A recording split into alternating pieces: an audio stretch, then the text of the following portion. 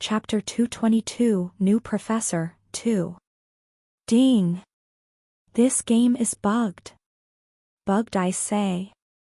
A sudden smartwatch notification clogged up the game screen at a crucial moment. Monica, who was resting on her sofa, roared and threw her phone across the room. You lost again? With her eyes on her laptop, Donna raised her hand and the phone stopped midair. Donna! The game bugged, I swear. Jumping on the sofa, Monica protested. Donna's face remained stoic. That's what you said last time. GHHH, this time it's for real. Sure, whatever you say. This was the fourth time Monica said the same thing. At this point, it was plain to see that Monica was just a sore loser. Plaque. Closing the laptop, Donna leaned back on her chair. With her arms crossed, Donna skeptically looked at Monica. By the way, Monica, how did you get permission to teach the students so early? Even though Monica had told her she would be coming this week, she should have gone to an instructor training camp for the first 2 weeks. It was odd for her to suddenly show up unannounced inside of a classroom. Despite Monica's power, it didn't matter if she was powerful or not. What was the point of being strong if you could not teach? You couldn't just have someone become an instructor without adequate training. Didn't I tell you I was coming today? Calming down and putting her phone away, Monica slumped on the sofa and rested her feet on the tea table in front of her. You did, but you still did not go through training. I can't have you teach the students without adequate training. Pausing, Donna's eyes narrowed. Don't tell me you've bribed some of the teachers. Don't know what you're talking about. Opening her eyes widely, Monica turned her head to the side and feigned ignorance. Her acting was terrible. As I expected. Donna massaged her forehead. Monica had obviously bribed someone in order to come to class today. She should have known better. Especially given the fact that she knew Monica's character quite well. This was definitely something that Monica would have done. Ha! Monica, you know that you have to follow the rules, right? Ugh. Stop being uptight. I'm Monica Jeffrey, 27th in the hero ranking. What is there to teach me? Standing up, Monica clenched her fist in protest. Donna shook her head and ignored her pleas. This was for the safety of the students. Given how erratic Monica could be at times, Donna refused to let her anywhere near them without any adequate training. Until you've completed your training, I'm not letting you anywhere near the classroom again. Do you understand? Fine. Lowering her head, Monica gave up. Out of all the people in the human domain, Donna was the only person that could force her to back down. If not for Donna, Monica would have been a loose cannon terrorizing everything. As long you understand. Satisfied, Donna closed her eyes and leaned back on her chair. Not even a day had passed since Monica had arrived and she was already experiencing a headache. Just great. Donna, I forgot to mention this, but when I was in the classroom teaching today, a couple of students caught my interest. Recalling something, Monica's eyes lit up. Instantly she recalled the faces of some of the students that had caught her interest. I wonder what would happen once I get a closer look at them. In particular, there were a couple of students that she was really interested in. Especially since her instincts told her so. She always trusted her instincts. Hearing Monica's comment, Donna's hand froze and her brows knit. Staring at Monica, Donna's voice became stern. I'm warning you already, Monica, don't have any funny thoughts about my students.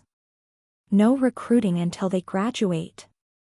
This was Donna's bottom line. Even if they were close friends, Donna could not tolerate others poaching her students.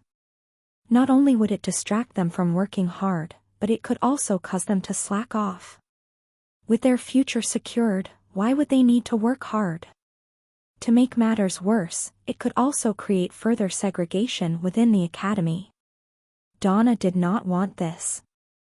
Hey! Of course, I won't. Although they interest me, the union isn't interested in recruiting newborn chicks. Monica instantly raised her hands. Although the students interested her, she wasn't here to recruit them.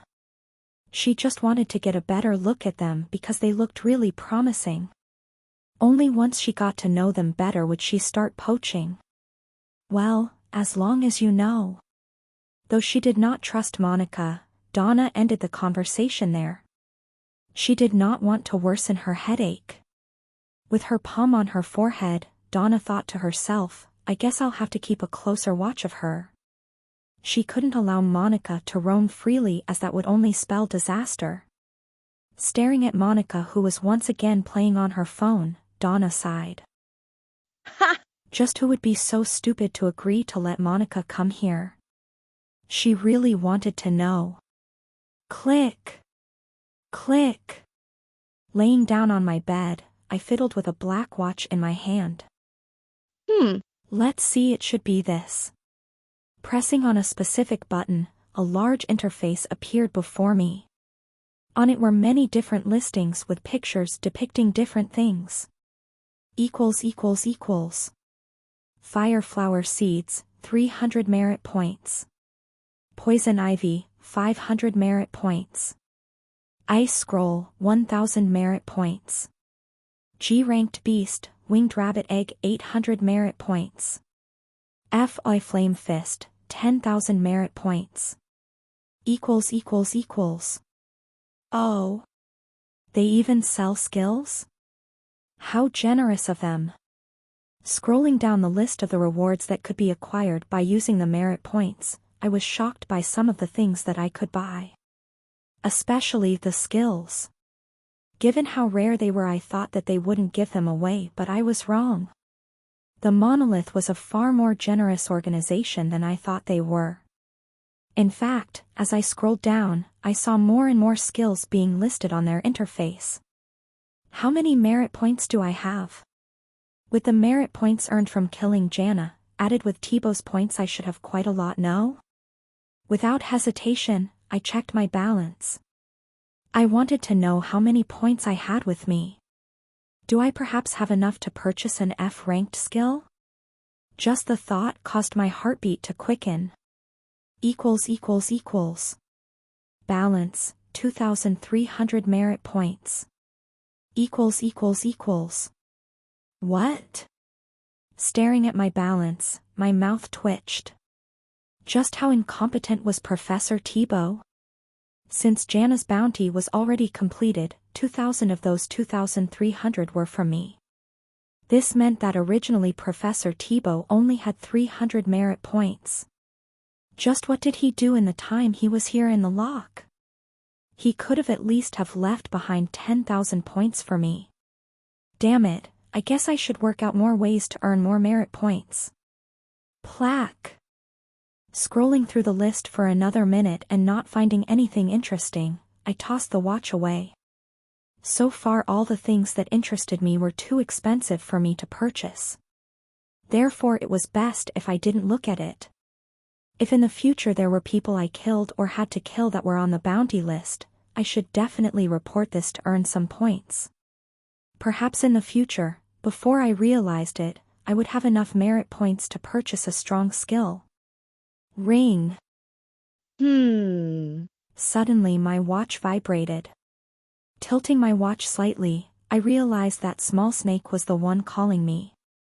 Without hesitation, I picked up the call. What's up? Ren, I've received the money. What do you want me to do with it? About that. Don't touch that money. Why? Because I'm going to be spending it all in the auction that is happening in the next few weeks. You're attending the auction? Yeah. I've got the tickets. To be precise, every student in the academy got tickets. Not just me. I see, so do you have in mind anything that you want to buy? I in fact do have something in mind. It will be extremely useful for me in the future. The whole purpose of attending the banquet was to get that one item that I desperately wanted. If not, I would have never have attended such events, as I hated crowds. In response to my answer, Small Snake sighed on the other side of the phone. Ha. I guess I'll make do with the money that we will make from the stocks, though it will probably take around a month to arrive. Do you need money urgently? I in fact do. Especially since we need to recruit Ryan. Right. He did tell me that Ryan had contacted him. Small Snake had a point. We needed money to hold up our end of the deal. Else Ryan would lose all trust he had with us. Actually, you don't really have to worry about the money. I've got it sorted. Massaging my forehead, I calmly responded. Small Snake's confused voice entered my ears. Why is that? You can just use some of my money. But aren't you going to the auction? I am, but what I have is enough. I'll give you 50 mil, give it back to me after you've sorted the stock thing. The stock manipulation was going to take a while for it to bear fruit. Therefore, at the moment the only cash available was the one that I could provide. After a month, once everything was sorted, Small Snake could give me the money back. Noted. All right. Goodbye. Tack. Turning off the call, I took out a couple of things from my dimensional space. They were the items that I had acquired from Amora. Let's see, what should I sell? Given that I was about to give Small Snake about 50 million U, the item should be around the price range. I guess I'll go with this. After contemplating for a couple of minutes, I chose to sell the seduction ichor and a couple of other items. The reason why I was selling the seduction ichor was because I had no use for it. My charm was enough. By selling those items I would be able to make up for the money I sent to Small Snake. Thank God everything worked out just fine. If not for my plan working, I would have been in a serious predicament with regard to money. This would have been especially troublesome in the future when recruiting new members, as they were an endless pit of money. The more I expanded, the more they sucked the money away from me. Ha. All right, now that everything is sorted I can peacefully rest. Having sorted everything out, I decided to go to bed. Tomorrow morning I had to wake up early and practice with Donna. Chapter 223, New Professor, 3. It was 6 a.m. in Ashton City, and the sun was slowly starting to rise from the horizon. Refreshed from my good night's sleep, I headed towards Section B, just the usual private training with Donna. Navigating my way through Section B like it was my own backyard, I slowly made my way towards the private training grounds and opened the doors. Clank! Good morning. Covering my eyes I waved at Donna, who was already in the room. With how bright the ceiling lights were, I needed a bit of time to adjust my eyes to the lights. Oh. You're here. Morning. With her hands behind her head, Donna tied her hair into a ponytail. Are we doing the usual? Yup. Letting loose of her now tied ponytail, Donna picked up a metal staff. All right, let's get started. Donna abruptly cut her sentence short. Her brows suddenly knit tightly as she looked towards the entrance of the training room. What's up with her? Who? Noticing Donna's odd behavior, I looked towards the direction she was looking at. A strange sound escaped from my mouth. Peeking from the small glass window on the door that led to the training room, a familiar face flashed by. Although she was covering herself with a mask and sunglasses, I was easily able to see through her terrible disguise. Monica Jeffrey. The Sunset Witch. Monica, I know it's you. Come in. Donna massaged her forehead. Glaring at the door, her cold voice echoed across the room. Flinching, the masked figure awkwardly opened the door to the training ground. Clank. I didn't expect for you to see through my disguise. You are indeed formidable, Donna. Removing her disguise, Monica awkwardly laughed. To think that my disguise was seen through that quickly. Donna truly is my arch-nemesis. Monica once again told herself to never mess with Donna. Your hair color and stature gave you away. Staring at Monica, I inwardly facepalmed. Even though she didn't say what she was thinking out loud, her facial expression gave away what she was thinking. The number of people that had the same colored hair and were the same size could only be counted with one hand. Seeing through her disguise wasn't hard at all. What are you doing here, Monica? Kiam, well, I was just passing by and noticed that the lights were on. You were following me, weren't you? Before Monica could finish speaking, Donna cut her mid-sentence. In response, Monica turned her head to the side. I have no idea about what you're talking about. Ha. Monica, you've got to improve on your acting skills. I can easily see through your lies. Donna let out a sigh. If not for the fact that she was used to Monica already, she would have long given up on her. Ghhh, enough about that, Donna. If I didn't follow you, I would have never been able to find out that you were doing something so exciting. Exciting? What are you talking about? Him, of course. Snapping her head, Monica pointed in my direction. Me? Yes, you. With hawk-like eyes, Monica crossed her arms and observed my body carefully. Suddenly her eyes lit up. Oh. UK. Arriving before me, Monica put her hands on my body as her eyes twinkled. What an amazing figure. You must have trained a lot. Being touched all over, I tried to move away, but as if rooted on the spot, I couldn't move. It was then that I realized who was before me. Monica Jeffrey, one of the strongest people in the human domain. Don't move and let me examine your body. This is sexual harassment, I say. With her hands feeling my arms and legs, I felt extremely uncomfortable. The way she talked made her sound like a sexual predator.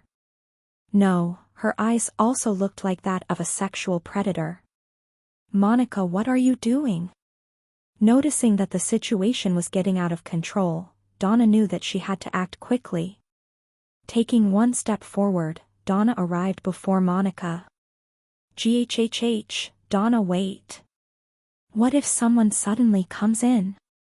Grabbing her by the armpits, Donna flung Monica away. Or at least tried. But as if she was an octopus, Monica's hands remained stuck on my body. Donna, no. It's fine, if someone sees us they'll just think it's normal since I look his age. No. Even if you look his age, you are 28, act your age. Don't expose my age like that, Donna. What? It's something that everyone knows. Monica's had a celebrity-like status, most of her personal information was known to the public. Her age included. Regardless of whether she tried to hide it or not, everyone knew her age. Then you won't mind me saying that you're also 28? You. Donna's eyes opened wide. Instantly she started exerting more strength. Since you disclosed my age, it is only natural that I do the same. Ha? All right, I give up. Can you please stop sexually harassing my student? Struggling for a couple of more seconds, Donna eventually gave up as a loud sigh escaped from her mouth. I'm not sexually harassing him. Sure. Donna stared at Monica, who was still all over my body, and apathetically nodded her head. As if anyone would believe you. With her all over my body, no one would believe her. No, really. Donna, you know my abilities best. You know I wouldn't do something like this unless something really interesting happened. Feeling wronged, Monica finally let go of me and started explaining. As she listened, Donna's brows knit tightly. Ah. Right, There was something like this. Donna almost forgot. Monica did in fact have a special ability that allowed her to detect certain things. Although she didn't know the specific details, her previous behavior started to make more sense. That's true, but that still does not justify your actions. You can't be acting like that in my presence. Please don't act like this again, okay? Regardless, Donna still needed Monica to calm down. She couldn't just do as she pleased like in the Union. She was at the lock right now. Her domain. Fine, I'm sorry. Monica lowered her head and apologized. Snapping her head in my direction, she suddenly pointed at me. You must be Rendover, right? Yes. You are practicing a 5-star sword, aren't you? I can feel it. With the energy your body is releasing and your muscular structure, I can tell that you've been practicing a 5-star sword art. I'm right, aren't I? The edges of my mouth twitched. Shh. *T, does she have no filter? This was the reason why I wanted to avoid Monica at all costs. She had a terrifying ability that allowed her to identify what great art they were practicing. In the novel, she exposed Kevin this way. If there was one good thing, it was that Monica wasn't a blabbermouth. Even though she worked for the Union, she knew what lines to cross and which ones not to cross. This became even more glaring now that Donna was with her. There was no way Donna would allow Monica to reveal such information. So, am I right or not? Monica leaned forward and poked my arm. Feeling Monica's intense gaze, I remained calm and kept my mouth shut. Regardless of whether I answered or not, the cat was out of the bag. Monica was sure about the fact that I was practicing a 5-star sword manual. Didn't really matter if I didn't answer. I'll take the silence as a yes. 5-star? By the side, Donna's brows were knit. Although I knew that he was hiding something, to think that it was a 5-star sword art. I see everything is starting to make sense now. Even she, a ranked hero, only had a 4-star sword manual. Putting the 2 and 2 together, Donna now understood why I always acted the way I did. Donna, you won't mind me taking over, right? Monica looked at Donna with unusual seriousness in her eyes. A slim sword suddenly appeared on her right hand. Ha. Do whatever you want. Putting her staff away, Donna nodded her head. Not many people knew this about Monica, but she also practiced a 5-star sword manual. Despite the witch in her nickname, Monica was actually a formidable swordsman. So strong that many hailed her as one of the strongest swordsmen in the human domain. Since Monica specializes in swords just like Rin, it is only right that she teaches him. Donna wasn't really good with swords, so she wasn't the best person to look for when learning swords. She could at most help with scion control, but that was about it. However, at this point, just scion's control wasn't enough to raise my strength. Donna understood that. Hence why having Monica teach me was more appropriate.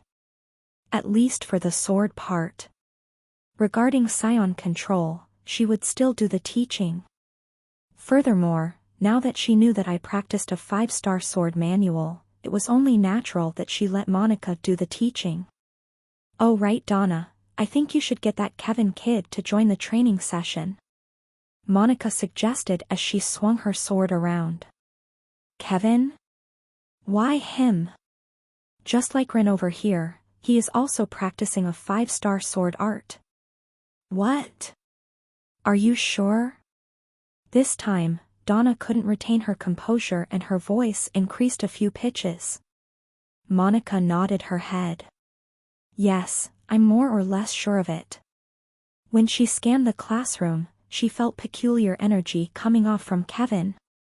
At first, she didn't think much of it, but being in the classroom for a full hour, she was eventually able to notice something odd about Kevin.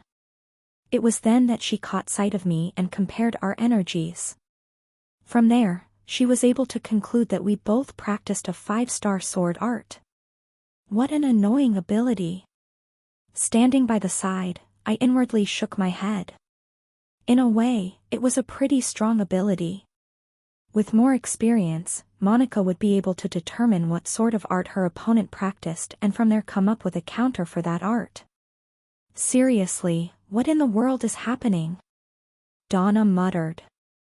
She was completely shocked by Monica's revelation about my sword art. Since when did 5-star manuals become so easily accessible? It would have been understandable if the owners were Jean, Emma, or Amanda. With their backgrounds, such things wouldn't be strange. They had enough funds and power to acquire a 5-star sword art. But Kevin and Ren? Donna shook her head. She couldn't believe it. Untying her ponytail, Donna secretly thought to herself, to think that the 2 students with the lowest background in my class ended up being the ones with the 5-star sword manuals. The irony. All right, if what you said is true, we should also get Kevin to join the practice sessions. Donna looked at Monica and suggested. Monica's eyes lit up as a result. Oh, that's a brilliant idea. If Kevin joins, I'll be able to observe 2 amazing sword arts. Is no one going to ask about my opinion? Standing by the side watching Donna and Monica converse, I was left speechless. Not once did they ask about my opinion. Donna and Monica just suddenly decided to train Kevin and me out of nowhere.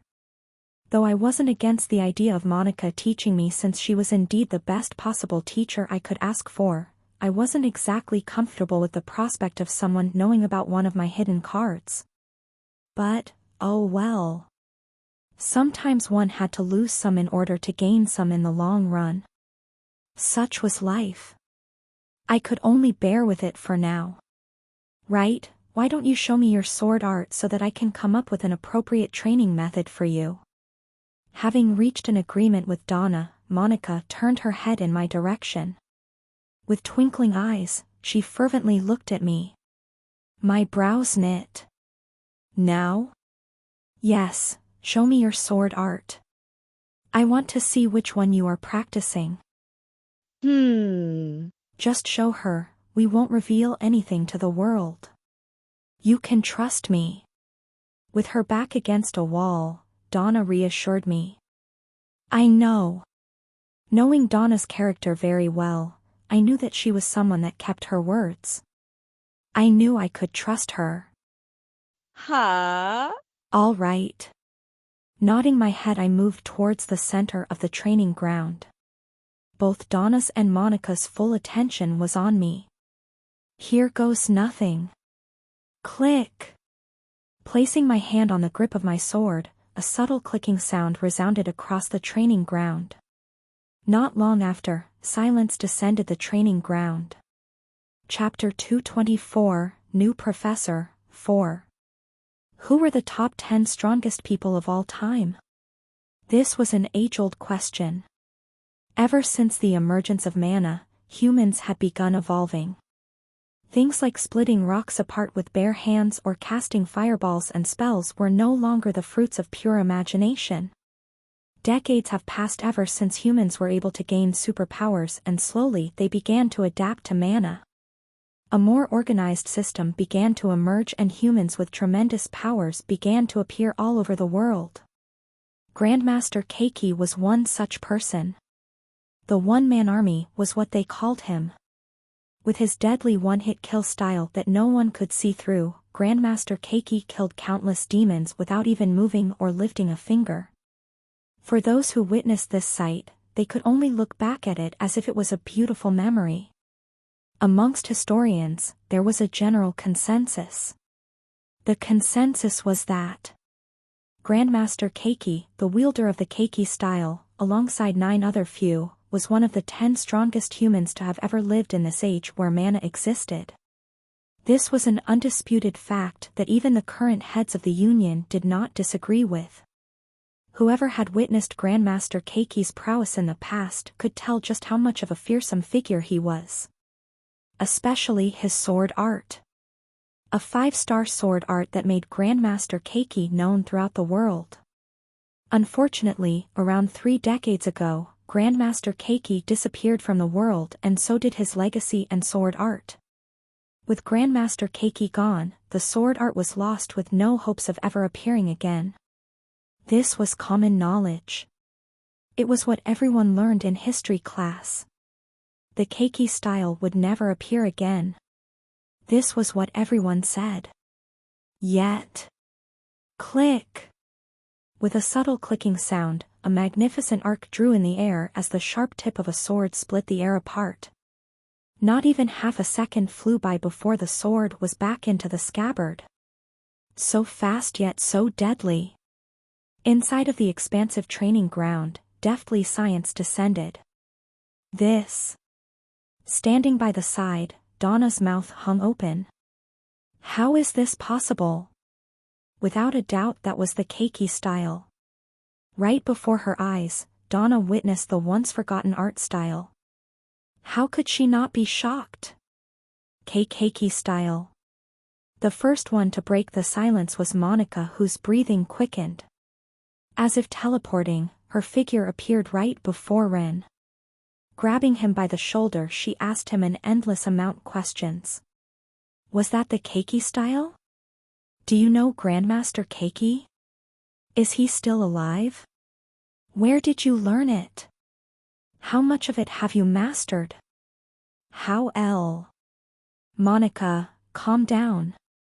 Snapping out of it, Donna raised her voice. Letting go of Ren, Monica also snapped out of it. Sorry. I was just too excited. It's okay. Bitterly shaking his head, Ren waved it off. From the moment he performed the sword art before Donna and Monica, he had been prepared for this. Ren, is Grandmaster Keiki still alive? By the side, Donna asked. She wanted to know if such a legendary figure was still alive. If so, it would be something worth celebrating. Although the world looked peaceful, Donna knew that it was only a matter of time before the balance that the humans created would break. Humanity needed another powerhouse to bring more stability. No, he's dead. At Donna's question, Ren shook his head. Grandmaster Keiki was without a doubt dead. As the author, he knew best. I see. Donna was a bit disappointed with the answer, but she didn't have much hope to begin with. It was already good enough that the Keiki style was not lost. Monica, you must keep this a secret, understood? Turning her head and looking at Monica, Donna's voice became serious. Monica nodded her head in response. I know, Donna. Although I work for the Union, you know that I can keep a secret, okay? Especially on these kinds of matters. I know, but just in case. We can't let others know about his sword art. Yeah. I agree. If the world found out that Ren practiced the Keiki style, he would without a doubt become the prime target of the demons and humans. Donna could not let anyone know about his sword art. If the sword art landed in the wrong person's hands, it could prove fatal. Humanity could not afford such a situation. Not at this moment. Therefore, it was her duty as a teacher and hero to help Ren keep his sword art a secret. At least not until he is strong enough. Only once Ren was strong enough to stand on his own would she be okay, with the world knowing about the fact that he practiced the Keiki style. Till then, she did not want anyone to know about this. All right, I'm already starting to get itchy. Now that I know what art you are practicing, let's start training, shall we? Snapping Donna out of her thoughts was Monica's bright voice. Checking her watch, Monica smiled from ear to ear. Shaw. Swinging her sword around, Monica looked at Ren provocatively. We've got 3 more hours to go. Show me what you've got. I really want to see the extent of your abilities. Clank. Ha? I'm finally free. Stretching my arms, I exited Section B. I was more exhausted than I had imagined. After revealing my sword art, I was subjected to endless amounts of questions by Monica and Donna. After that, I was put under their gruesome Spartan-like training. Although I somehow knew this beforehand, Monica's style of training was even rougher than Donna's. My whole body was bruised. I should have expected this. Bitterly smiling, I shook my head. The keiki style was just that iconic. Despite there being a lot of famous 5-star martial manuals, the keiki style was one of the most easily recognizable ones. The quick draw style that could kill an opponent before they could even figure out what was going on was not something that other swords art could do. The number of arts out there that had as much of an impact as the keiki style were very limited. Donna's and Monica's reactions were understandable. Still, it's not like the situation turned out bad. I had now gained 2 valuable allies. With Donna and Monica trying to keep my secret a secret, I could now breathe more easily. In a way, this turned out for the best. Right, I need to tell Kevin about the practice sessions. I suddenly recalled something. Taking out my phone, I quickly sent Kevin a message. Kevin, I've got some news to share with you on behalf of Donna. During my training session, Donna had asked me to tell Kevin about the training sessions. And sent. Whilst waiting for Kevin to reply, I put my phone away and headed back to my dorm. I needed to take a quick shower before going to class. Inside of a white world. An old man with a sturdy body stood in the middle of the white world. Gripping tightly onto a large broadsword, the old man lifted the broadsword up with one hand. Shh! He slashed down. Shoo! After the first slash, lifting the broadsword up, the old man once again swung the sword down. Shaw! Swish! He repeated the process 8 times. With each slash, a different sound resounded across the white space. The first slash was nothing particularly special. It was a simple fast and heavy sword swing. However, swoosh! With each and every slash, the sword became faster, heavier, and sturdier. The back muscles of the old man tensed even more with each passing slash. Alongside his back muscles, his other muscles became more prominent with each swing. Crack-a! It was the 15th slash. This time as the old man swung his sword, the air split apart and the ground shook. Without a doubt, this sword slash was incomparable to the previous ones. It was much stronger. Without taking a breather, the old man once again lifted the broadsword up. As he lifted the sword up, the old man's biceps bulged. The veins around them wiggled. Hoo! Turbid air escaped from the old man's mouth as put both hands on the grip of the broadsword and prepared to slash down once more. Ever since the first swing, this was the first time the old man put both hands on the broadsword. It was evident that the next swing was going to be even more powerful. Ring! Ring! Right before the old man could slash down, the white world slowly started to crumble as an annoying chime repeatedly rang. It's that dream again? Kevin murmured as he opened his eyes. Ever since he had learned the Levi Shaw style, every once in a while he would get strange dreams inside of his head.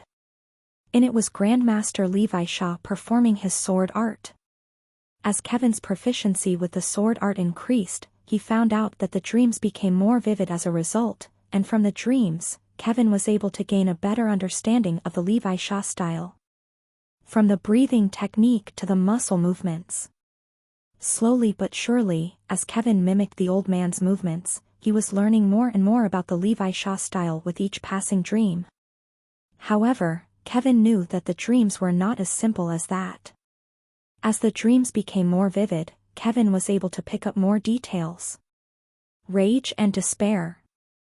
For whatever reason, whenever Kevin looked at Grandmaster Levi Shaw swing his sword, he was able to see and feel incomparable rage and despair mixed within his eyes. Directed towards the endless white world, Grandmaster Levi Shaw poured his boiling emotions with each swing. Every time Kevin tried to look in the direction Grandmaster Levi Shaw was looking at, he was only able to see a black obscure figure. No matter how much he tried to see the identity of the obscure figure, Kevin could only see a black mass. Nothing else. It became apparent to him that he was still too weak. Only once his mastery increased would he be able to figure out the entity that Grandmaster Levi Shaw was trying to fight. What time is it? Yawning, Kevin lethargically lifted his body up from his bed and checked his watch. Friday, 12:13 p.m. Oh crap! I'm going to be late. Kevin was immediately startled awake.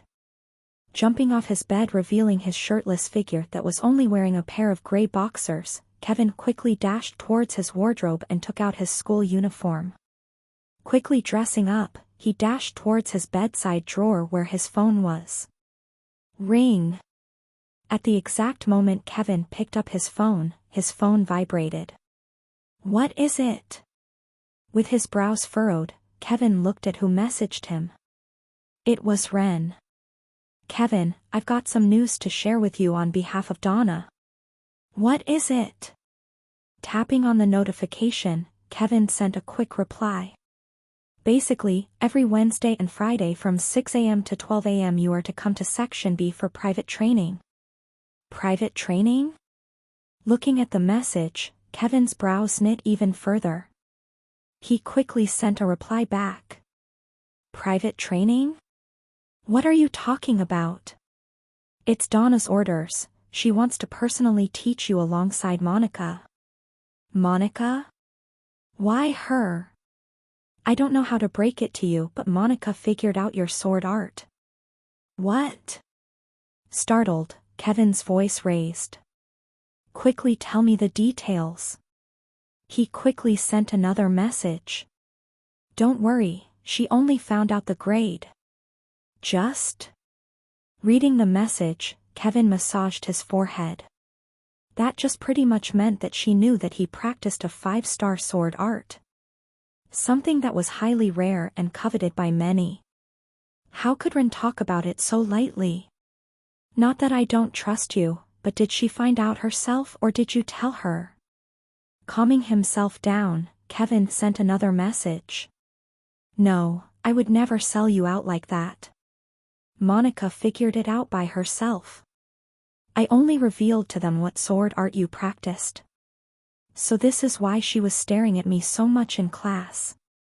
Reading the first half of the message, Kevin nodded his head in understanding. Kevin already had a hunch about this. Ever since the last class with Monica, she would always glance in his direction. Under normal circumstances, he wouldn't have thought much about it since he was used to the stares, but under Monica's eyes, Kevin felt as though his secrets were completely laid bare before her eyes. Her behavior made much more sense now. Kevin's brows suddenly knit. Putting his phone closer to his face, Kevin once again read the message. More specifically, a certain section. Monica figured it out by herself. I only revealed to them what sword art you practiced. I only revealed to them what sword art you practiced. Ren, you. Clenching his phone, Kevin cursed out loud. What part of I didn't sell you out did you actually mean? Reading the message, Kevin knew that Ren had without a doubt sold him out. Chapter 225, Auction 1. So this is the Leviathan building time regressive machine? I muttered as I looked ahead of me. Right before me stood a large metallic capsule. By its side were thick wires that stretched and connected to the side of the walls. Option 1. Option 2. On the panel by the side of the machine, I was presented with two options. Without hesitation, I pressed on the first option.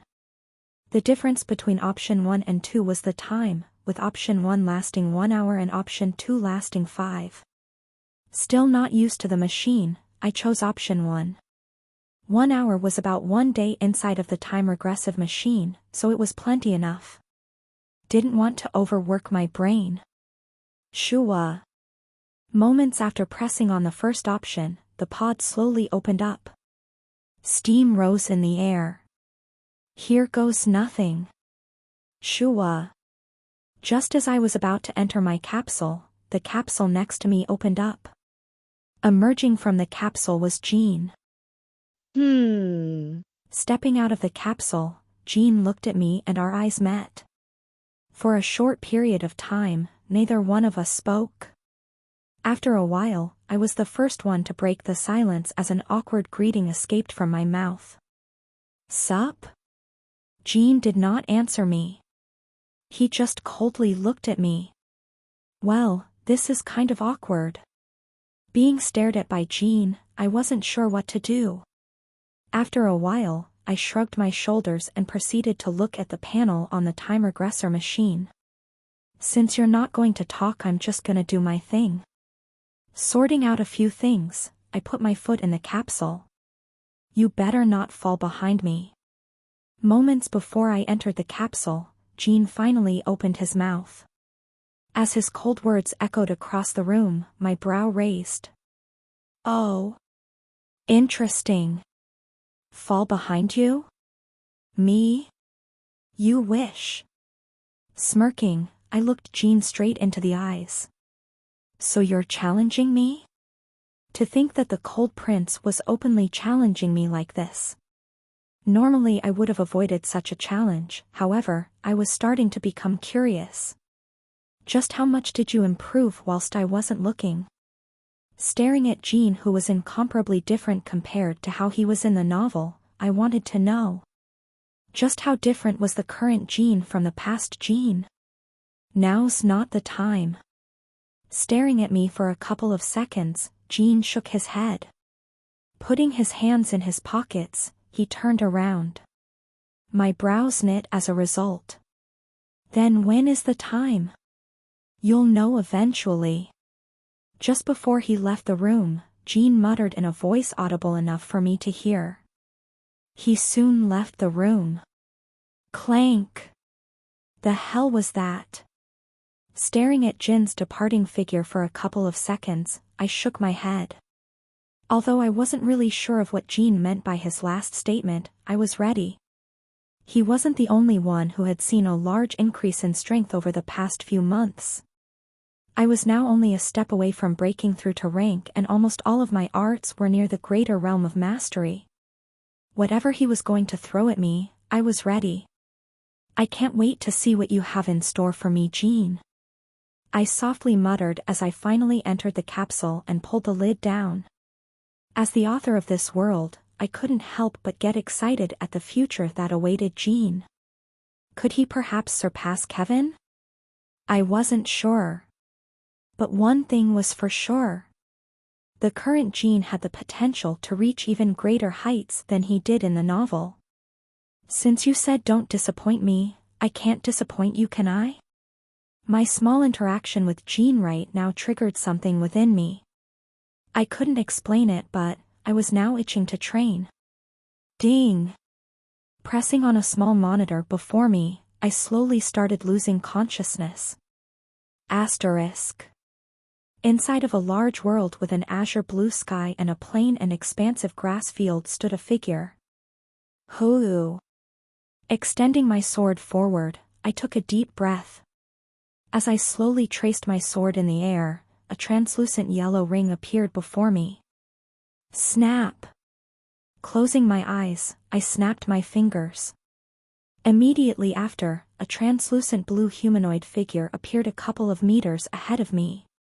On its right hand was a long sword. This was one of the features of the time regressor machine. During my training here, whenever I wanted, I could call for an opponent to face me. Furthermore, the humanoid's rank was made to be equal to mine. More precisely, both of our ranks were lowered to G. This was so that during the sparring session was only skill-based. Let's see how much I've progressed. In the plain grass field, I stood before the humanoid figure. Opening my eyes, I evened my breathing and remained still. Attack me. Pushing the ring I had created to the side, I commanded. Swoosh. Instantly the humanoid figure dashed towards my direction. In a matter of seconds, the figure was right before me. Raising the sword in its right hand, the humanoid figure slashed downwards. The slash was neither too fast nor too slow, however, it was extremely accurate and powerful. Calmly staring at the falling sword, I remained still. Whoom! Suddenly, a humming sound resounded across the space and the sword halted right before my nose. Drip! Drip! Blood slowly spilled on the ground as the tip of my nose bled. Feeling the stinging sensation on my nose, I didn't care. Staring at the sword that had stopped right before me, the edges of my lips curved upwards. Good. Suddenly clenching my fist, a ring appeared next to me. Whoom! Right as the ring appeared, the sword that had stopped right before me moved towards the direction of the ring and smashed against it. Almost as if the ring was a magnet. Clank! You're wide open. In the brief moment where the sword moved to the ring, an opening appeared on the humanoid figure. I naturally took advantage of this. Clenching my fists and tensing my back, I punched forward. Right towards the abdomen of the figure. Boom! An explosion rang. KHHH. Following the large boom, a small shockwave swept the surroundings. Crossing my arms, I covered myself as a gust of wind brushed past me. As the dust cleared, the first things I saw were yellow particles flying in the air. I had one. Ha! I've finally broken though. Staring at the particles, I moved my hand forward and tried to touch them. Unfortunately, they didn't feel like anything. Oh well, I should be content enough with my breakthrough. Having spent around 20 hours completely focused on training my sword art, I finally managed to push Ring of Vindication to the greater realm of mastery and unlock its new feature, gravitational pull. A feature in which for a brief moment in time I could create a small gravitational pull towards the ring. With this, my strength had now seen another considerable boost. The first weekend of June, right as summer was about to come. Ring. Standing in front of a mirror, I fixed the collar of my blazer. Suddenly, my phone rang. Without looking at the ID, I knew that it was Kevin. Hello? Picking up the phone, I responded. Ren, where are you? We are all waiting for you in the lobby. Give me a minute, I'm still changing. Today was the day that of the Ashton City Grand Auction. Ever since I broke through to the greater realm of mastery for Ring of Vindication, 2 weeks had passed. To say that my days were peaceful during those days would be a lie. Now that Donna and Monica had found out about my sword art, the training sessions each week became even more demanding. I was getting beat up more than ever before. To make matters worse, the training sessions increased from 2 times a week to 3 times a week. Despite all of the potions that I was consuming after each training session, I still could not get rid of my muscle soreness. I was now starting to regret my decision of revealing my sword art. If there was hell, this was hell. Fortunately, not everything was bad. Apart from the obvious rise in strength, there was something else that kept me going during these hellish days. And it was Kevin. Kevin had now joined the training sessions. I no longer had to suffer alone. Whenever he got beat up by either Monica or Donna, I would instantly feel better. The same went for Kevin, who gloated whenever I got beat up.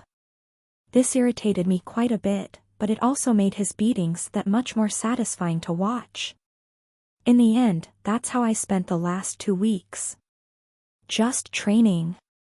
Regarding the auction that I was about to attend, weeks prior I had made arrangements with Kevin to go with him and the others. I would have normally have refused, but given their VVIP status and their perks I could not refuse. What, are you a girl? Not even Emma and the others take so long to change. That's pretty sexist of you. I calmly rebutted as I fixed my tie. What law said that guys couldn't change slowly? Fortunately, unlike last time, this time I had bought an already made tie. This saved me a lot of trouble. If not for the already made tie, I would have probably taken longer. Just hurry up, Melissa is getting really mad. Oh. Melissa is getting angry? Another reason for me to drag this out. Tell that mad scientist to drink some hot water. I heard it helps. After a lot of research, I had come to the realization that hot water was a great way to resolve Melissa's anger. I heard it was a great remedy for girls who have reached that time of the month. Melissa seemed to be on her time of the month every day. In response to my joke, I was met with silence. Kevin? Ren, PFFFF. Is Kevin laughing? Though I may be wrong, I was pretty sure I heard Kevin laugh. I had a sudden ominous premonition. I'm sorry to break this to you, but I was on speaker. Melissa heard everything. After a short pause, Kevin calmly responded. I was instantly at a loss for words. Who in their right mind would answer a call on speaker? Kiam, Melissa, how have you been? Awkwardly coughing, I greeted Melissa. Once again I was met with silence.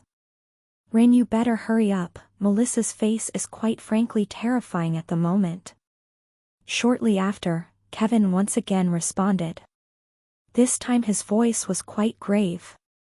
To be honest, now that you've said that, I don't feel like coming anymore. Stop joking around and hurry up. We are about to leave without you. All right, coming. Shrugging my shoulders, I buttoned up my shirt. Tack. Hanging up the phone, I once again looked at myself in the mirror. Brushing my hand over my hair, I added some finishing touches. All right, seems like everything is here. Looking at myself in the mirror, I nodded in satisfaction. After the banquet incident where I had my suit torn apart, with my 2-year warranty, I was able to get a new suit. Thank God for warranty. Checking to see if I had everything with me, I once again nodded my head in satisfaction. Right, how could I forget? I suddenly recalled something. Making my way towards my desk, I took a small red book. Today was going to be a very eventful day. With Kevin coming along, it was only natural that I brought the book with me. Since I had such a cheat with me, why not use it? Okay, this time I'm sure I have everything, right? I muttered as I took one last look at my room. After another quick check and seeing that I had everything with me, I decided to leave. Plaque. Making my way out of my room, I closed the lights and exited the room. It was time for the Ashton City Grand Auction to begin. Chapter 226, Auction 2. When is that guy coming? Opening the window of the limousine, Emma irritably asked. It was currently 8:10 p.m. and the auction would begin in 30 minutes. Given that it would take about the same time to arrive at the venue where the auction was going to be held, it looked as though they were going to run late. He's said he's coming. Kevin responded whilst checking his phone. He just got off the phone with Ren. From what he heard, he was about to come down. Just what in the world is taking him so long? Emma asked as she massaged her forehead. I dunno, he's probably changing? That long? All Ren had to do was wear a suit. He didn't need to put on any makeup. Emma couldn't understand why it was taking him so long to change. Beats me. Kevin shrugged his shoulders. He asked himself the same question. It only took him a couple of minutes for him to change. How could Ren take so long? Fortunately, the wait did not last for long. He's here. Sitting by the window, Amanda spoke up. From the window, she could see Ren exiting the Leviathan building. Finally, Melissa spoke up as she closed her small portable mirror. She was starting to get really irritated. No, she was already irritated. UHG, what is he doing? Emma let out a groan as she looked at Ren's figure in the distance.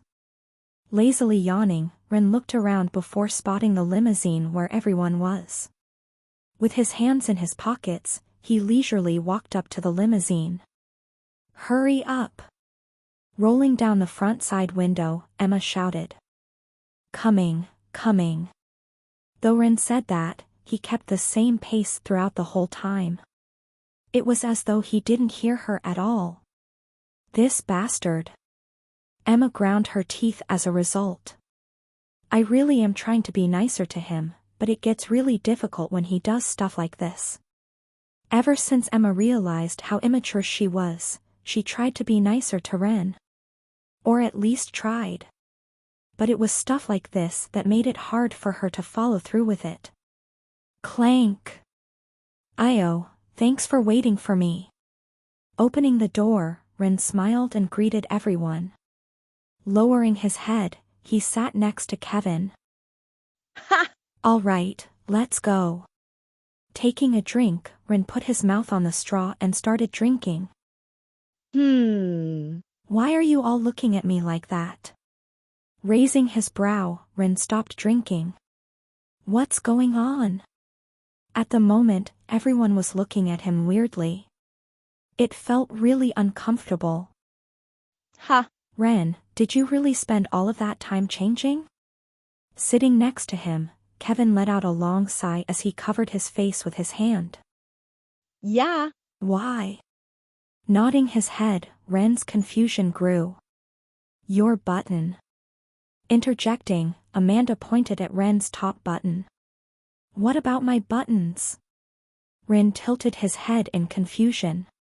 It's one button too high. Oh, you're right.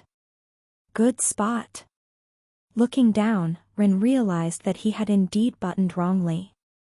He had buttoned one button higher than he was supposed to. Scratching his head in embarrassment, he turned around and undid his buttons. Crap, I was too busy making preparations for tonight that I messed up my buttons. The real reason why it took so long for Ren to come down wasn't because he was changing, but it was because he was busy making preparations for the upcoming event tonight. In reality, he only spent 2 minutes changing. My God, we had to wait for you this long yet you still couldn't button yourself? Looking at Ren, Melissa groaned. Was this the same guy that she presented with back in the Demon Hunter Guild? She couldn't believe it. He was just too clumsy. Larry, let's just go. We can't be late or we'll miss the beginning of the auction.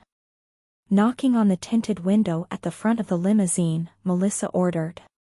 As you wish, young miss. Nodding his head, the driver put his foot on the accelerator and the car sped into the distance. The Ashton City Grand Auction was held inside of a large hotel, King's Crown. One of the most luxurious hotels in Ashton City. The reason why the venue was so famous was because of its owner. Ranked 58 in the hero ranking, ranked hero Amber Rose. An especially fearsome hero famous for her plant-based powers. With a simple stretch of her hand, she could call countless vines and trap her opponents with it. Many villains and heroes alike feared her because of her power. Especially since the vines she could call were extremely sturdy and hard to break. As such, she was nicknamed the Vine Queen. And so, with her being the owner of the building, no one had the balls to crash that place. If they did, they would end up facing her ire. Something that most people wouldn't want to do. We're here. Stopping in front of the hotel, the first thing I saw was a large sign with the words King's Crown engraved at the front. Let's go.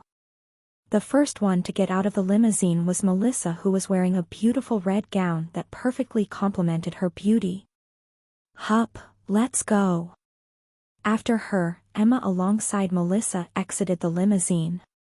Kevin and I followed suit. Are you going to buy anything? Stepping out of the limousine, Kevin straightened his blazer. Yup. I nodded my head in response. You have enough money? Should have. I had a little over 100 million U in my bank account. Though this wasn't enough to buy the item that I wanted, I was planning on putting a few items for auction, so there shouldn't really be a problem. If you don't have enough, I can lend you some. Well, that is if you're not buying something ridiculously expensive. I'm not as rich as the others. Sure. Smiling, I nodded my head.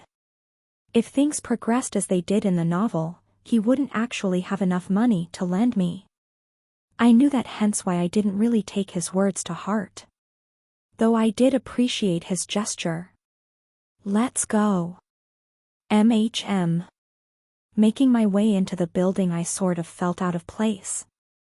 Not because of how luxurious the place was, but because of who I was walking next to. Kevin and the others. Characters who I designed to be incredibly good-looking. I look way too plain compared to them, don't I? I thought as I bitterly shook my head. Not that I was ugly or anything, in fact, I was quite handsome if I had to say myself. At least in old earthly standards. Unfortunately, compared to Kevin and the others, I was just too plain. I really need to increase my charm, I muttered as I followed Kevin and the rest into the hotel. Arriving at the entrance, we were soon greeted by multiple attendants. Hello, welcome to the Ashton City Grand Auction. Can you please show us your tickets? Here. Nodding her head, Melissa flashed a card to the attendants. Looking at the ticket, the attendants opened their eyes widely. Melissa Hall, VVIP. Please follow me this way. Looking at the card, the attendants immediately became more courteous. They all had brilliant smiles on their faces as they looked at us. TSK, this is the difference between the rich and the poor. Inwardly clicking my tongue, I followed the others towards the VVIP section of the auction. Had it been just me with my regular ticket, though I wouldn't be scorned, I also wouldn't have been greeted with such enthusiasm. Here we are. After walking for a bit, we were soon led to a large luxurious room. Oh, wow. Entering the room, I was impressed. It isn't VVIP for nothing. Illuminated by a large golden chandelier, the room looked exquisite.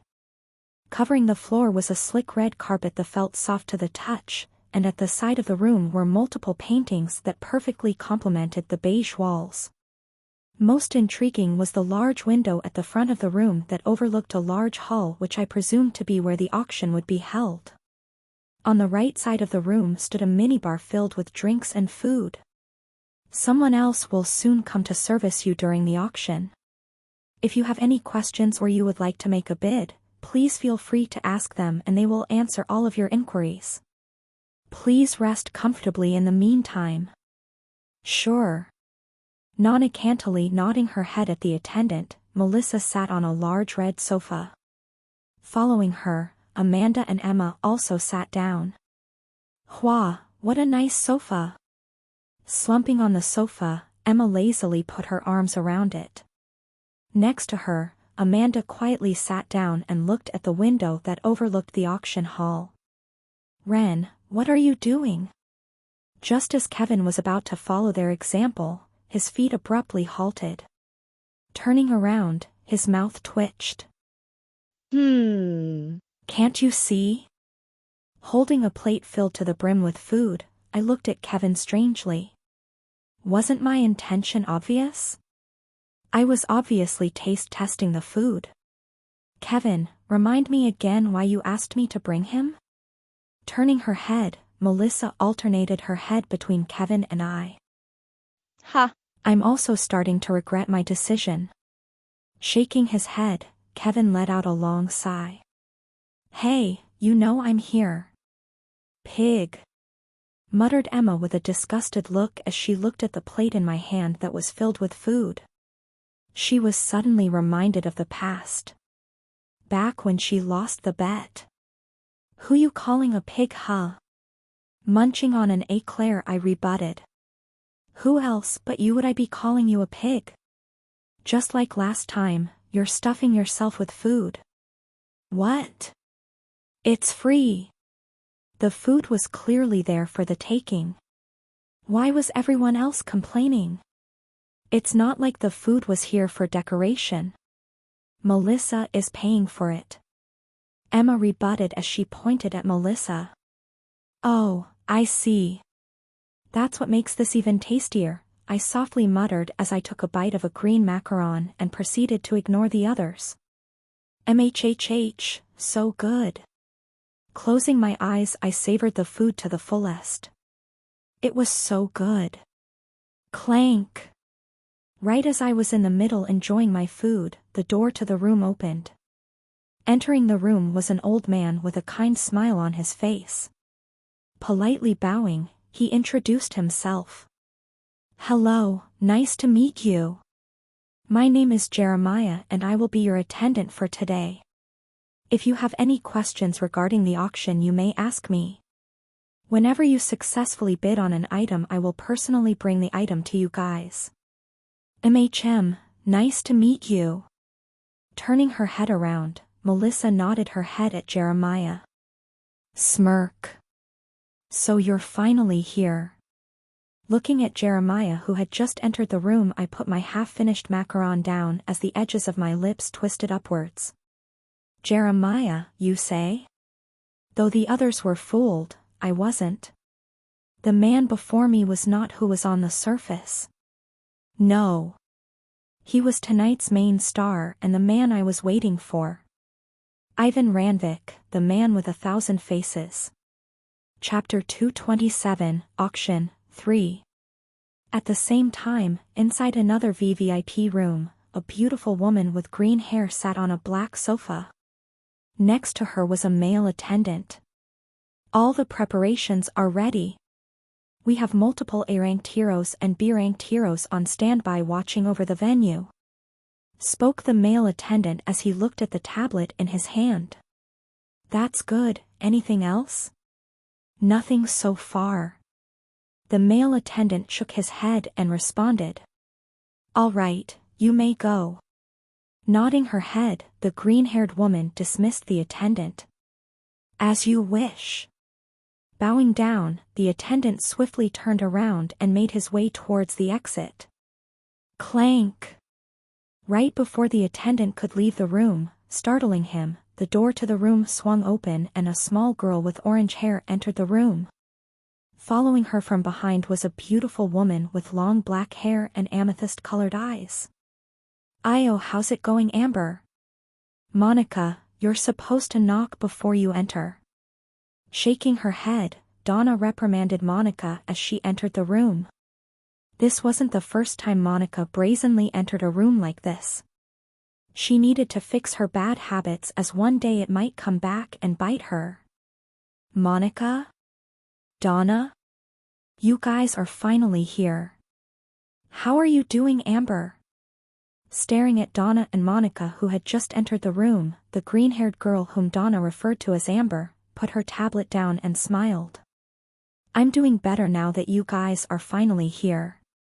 Being the owner of the establishment and the one responsible for tonight's event, Amber had a lot of things to do. She was quite understandably tired. However, now that Monica and Donna were here, Amber instantly felt better. How long has it been since we last saw each other, Donna? Amber asked. I'm not sure. Maybe 8 years? You were 2 years ahead of us, so we didn't spend much time together at the lock. That true. If there was one thing Amber regretted, it was the fact that she was born 2 years too late. If not for that, she would have been able to enjoy her school life with Donna and Monica, her closest friends. She truly missed those days where she would chase Monica around with Donna around the campus. Those days were much easier. Now she was presented with endless paperwork that she could see no end of. Every day was a constant challenge for me. Wow, what's this? Oh, look at all of this food. Don't mind if I take some. Oh, what a nice view. Childish as always, I see. Looking at Monica jumping all over the place, Amber shook her head. I guess some people never change. Even 8 years ago Monica was the same. From how she behaved to how she looked, she was the exact same person. Apart from her strength, nothing else seemed to grow. Tell me about it, I have to deal with her every day now. Sighing, Donna shook her head. Oh. How come? You didn't hear? Monica over here, for a short period of time, is going to be an instructor at the academy. Donna pointed at Monica as she massaged her forehead. What? Amber's eyes opened widely. Monica teaching? Isn't that a recipe for disaster? It's what I've been saying. Donna had said this from the very beginning. Monica was just not fit to teach. Not with that personality of hers. Without a doubt, she was going to cause some sort of trouble sometime soon. Donna felt it. Hey, you know I'm here. Turning around, Monica frowned. Why does everyone think I can't teach? I'm obviously way stronger than the both of you, muttered Monica as she took a plate of food. Wasn't her strength enough to prove that she was qualified to teach? Humph, they must be jealous, thought Monica as she stuffed herself with pastry. All right, sorry Monica. Please have a seat and enjoy yourselves. The auction is about to start. Waving her hand and apologizing to Monica, Amber pointed at the seats next to her. I'll forgive you only this time since you personally invited us here. Turning her head to the side, Monica calmly walked towards a sofa and sat down. Donna did the same. Shortly after the lights turned off. If you'll excuse me, I will now attend the other guests. If you have any inquiries, please feel free to call me by tapping on the call function on the tablet next to you. Jeremiah explained a few things before bowing and excusing himself. Will do. Looking at the auction hall, Melissa nonchalantly nodded her head. I hope you will have a pleasant experience. Curtly bowing again, Jeremiah left the room. Clank. Standing by the side of the room, I quietly munched on another macaron. I guess he's starting to make preparations. Watching Jeremiah leave the room, I smiled. Jeremiah, or to be more precise, Ivan Rankvik, was in fact an extremely renowned thief. In fact, he was actually the most infamous thief to date. The reason for this was because no one knew who he actually was. That includes the 7 heads of the Union and the Monolith. He was like a ghost. Well, that's how it should have been, but I existed. Being his creator, I naturally knew a little bit about him. And so why I came to the auction today. To meet him. Auction item aside, Ivan owned something that I really wanted. The Mask of Dolos. An ranked artifact named after Dolos, the spirit of trickery. It was also the artifact that gave Ivan his current nickname, the Man with 1,000 Faces. The Mask of Dolos had the interesting effect of enabling the wearer to alternate their face to whoever they wanted. By simply touching a person once, the mask had the ability to mimic the facial features of the person it touched down to the bone structure, which was what set the mask apart from regular skin masks that everyone could buy. Since they only copied the face but did not change the bone structure, they tended to be quite unrealistic in some cases. That aside, with the mask, Ivan was able to change his face whenever and however he wished, and thus thanks to the mask he was able to avoid the pursuit of the government agents. That's how his name came to be. The Man with 1,000 Faces. To this day no one knew of the existence of the mask, as everyone attributed his face-changing abilities to some sort of skill of his. This was exactly what I wanted, since it would make things much easier for me later along the lines. Ren, what are you doing? The auction is about to start, aren't you going to sit down?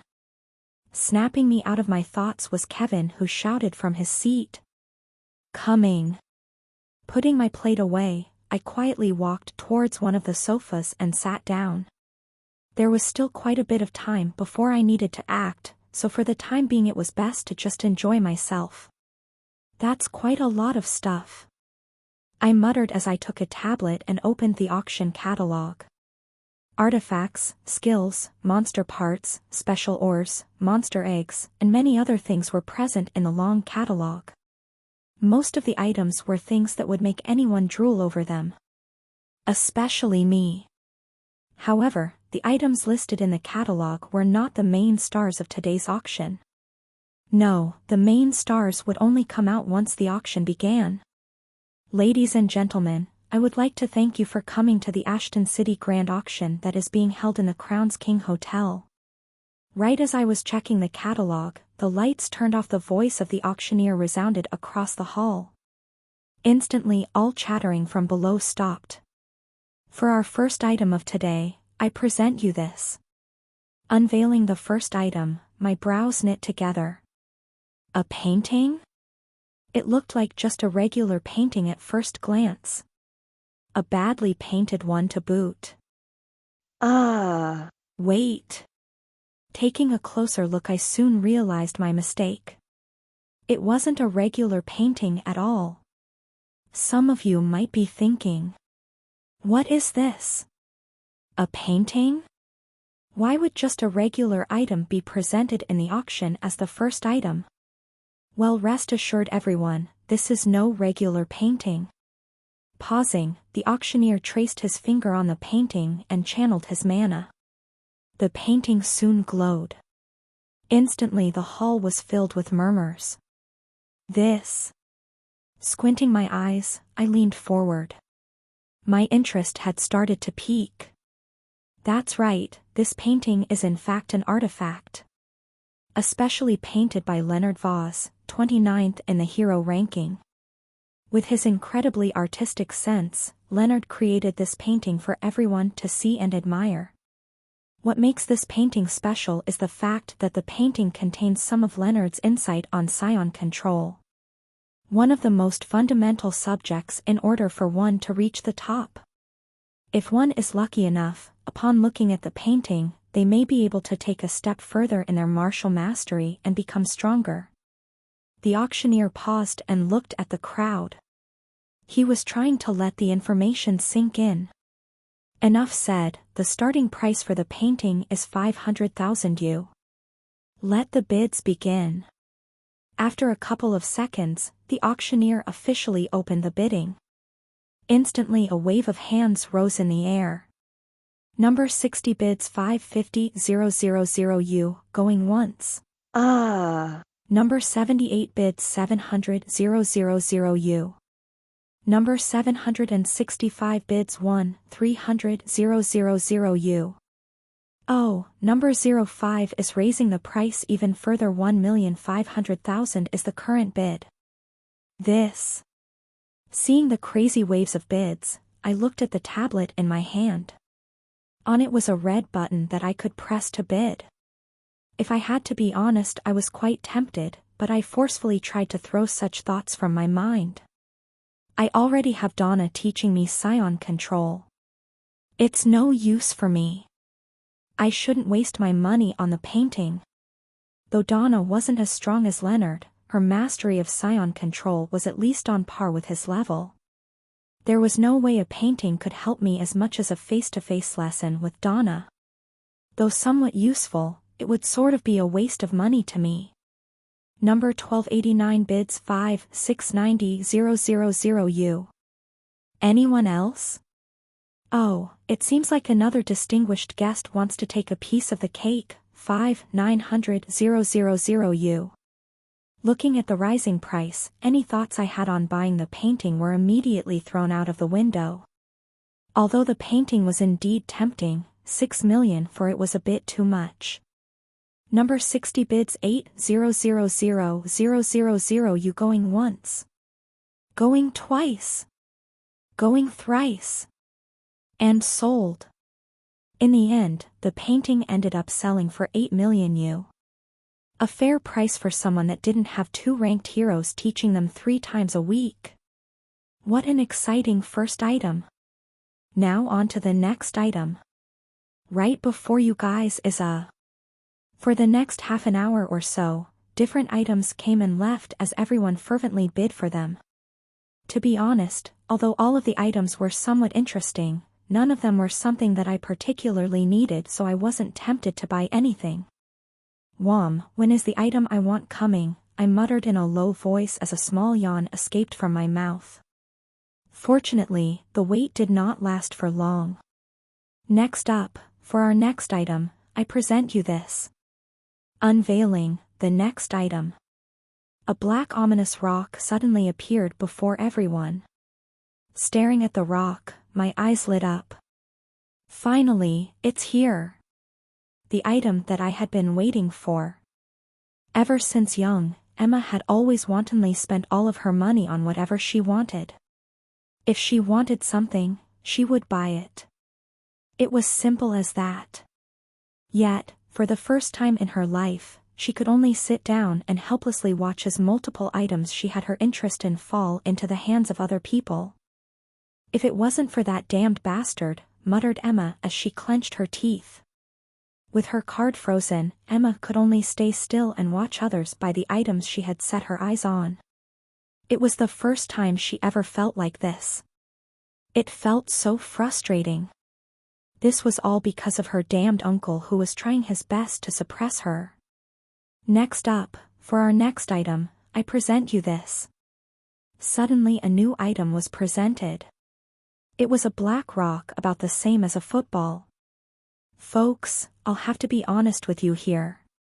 Not much is known about this item, however, after some thorough testing, we were able to find something extremely interesting.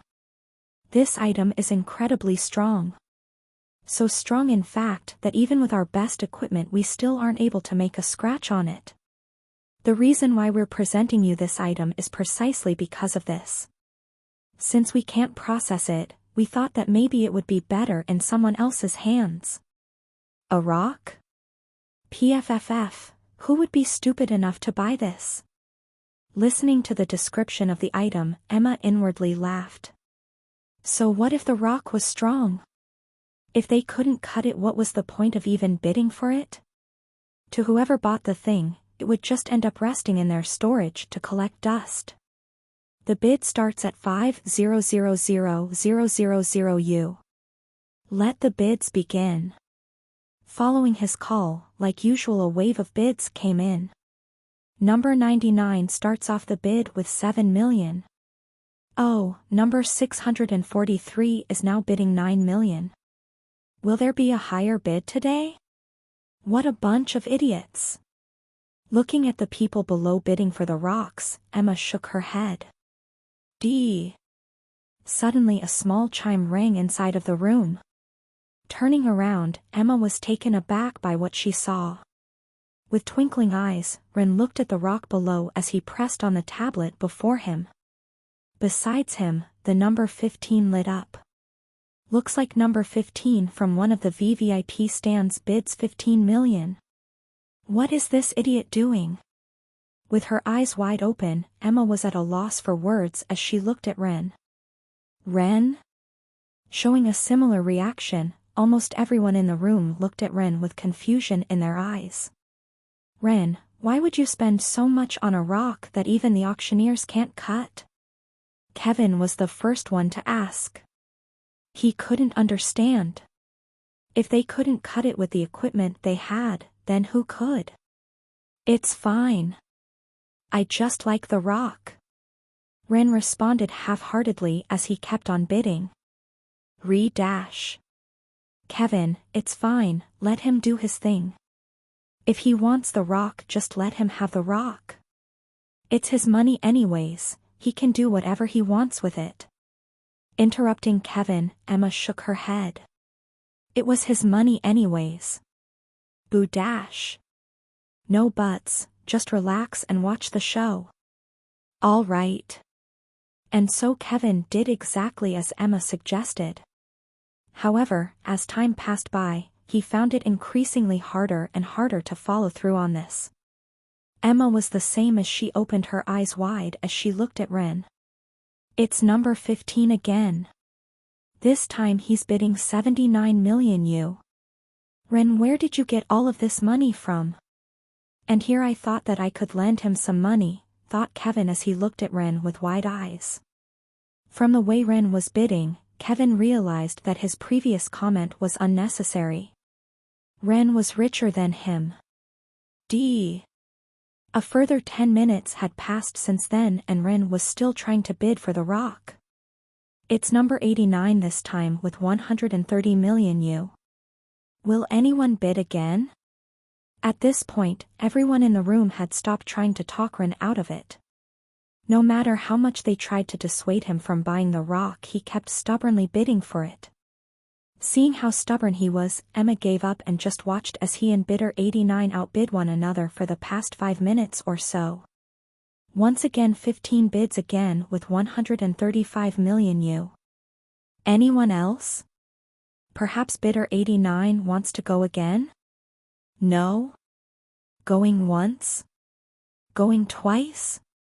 And sold. Congratulations to bidder number 15. Yes. Hearing the announcement, Ren stood up and fist pumped the air. What's the point of being so excited for a rock? Staring at Ren from her seat, Emma shook her head. She really couldn't understand.